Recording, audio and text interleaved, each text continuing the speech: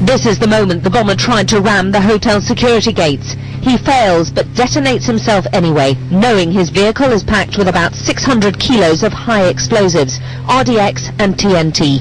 He is the human touch paper. By this stage, the guards must have known they had minutes, maybe seconds, to stop the vehicle and themselves blowing up. There are desperate and frightened attempts to douse the bomber and stop the tragedy. The pictures end just before the truck ignites. It caused immense destruction, creating a 24-foot deep crater.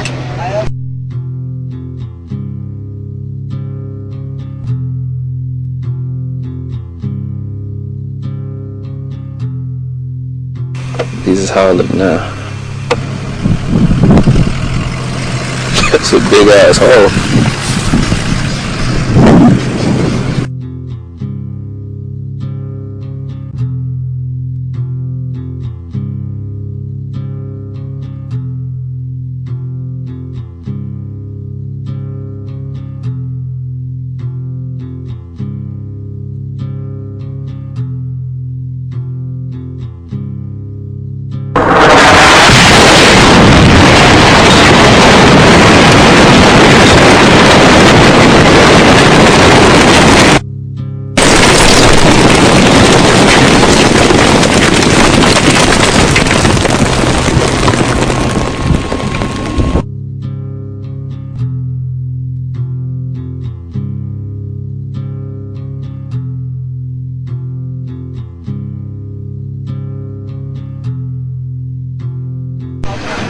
It caused immense destruction, creating a 24-foot deep crater.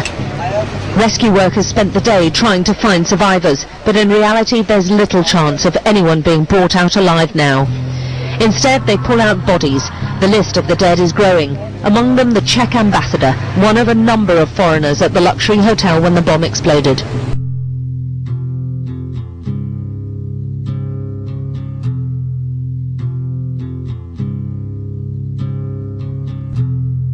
It's emerged that Pakistan's President and Prime Minister were both due to attend a dinner at the Marriott Hotel in Islamabad on the night it was destroyed by a truck bomb.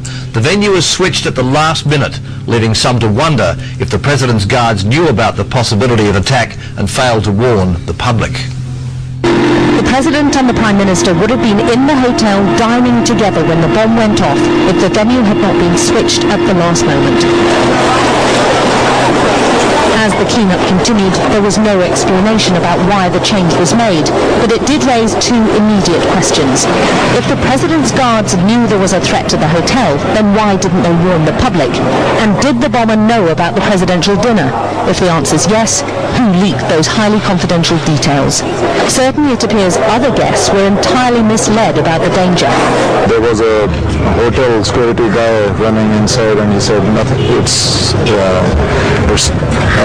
okay, don't panic, just keep sitting, and it's just a gas cylinder blast.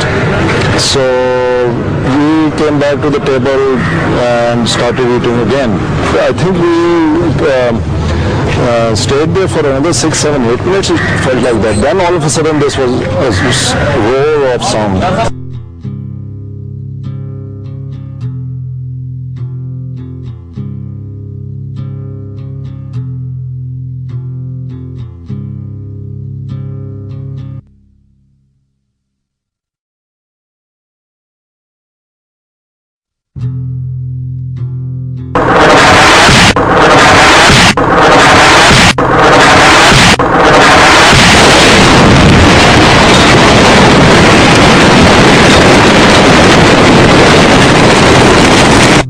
The first sound he heard was the bomber blowing himself up, and this was what was happening while the guests went back to their dinner. The lapse before the truck actually detonates would surely have been time to get people to safety. Among the dead, the Czech ambassador, his repatriation attended by Pakistan's top officials. The hotel was one of only a handful of venues considered safe for foreign dignitaries. Fellow diplomats who survived insist the time to help Pakistan is now. I think that the Western countries have to help more decidedly. The bombings wrecked one of the capital's best-known landmarks and also shattered public confidence. But it stiffened the resolve that the militants cannot be allowed to win. I don't care about the business. I'm not worried about this hotel. I'm worried about the people who came, livelihood, for their children, left children home to earn money here, and children are home and they're dead. This is the biggest pain for me. They are still uncertain if more bodies will be found beneath all this ash, and at least one foreigner is still listed as missing. President Zardari knows he is a terrorist target, but he will also be warning the US president the extremism Pakistan is suffering is now very much a worldwide problem. Alex Crawford, Sky News, Islamabad.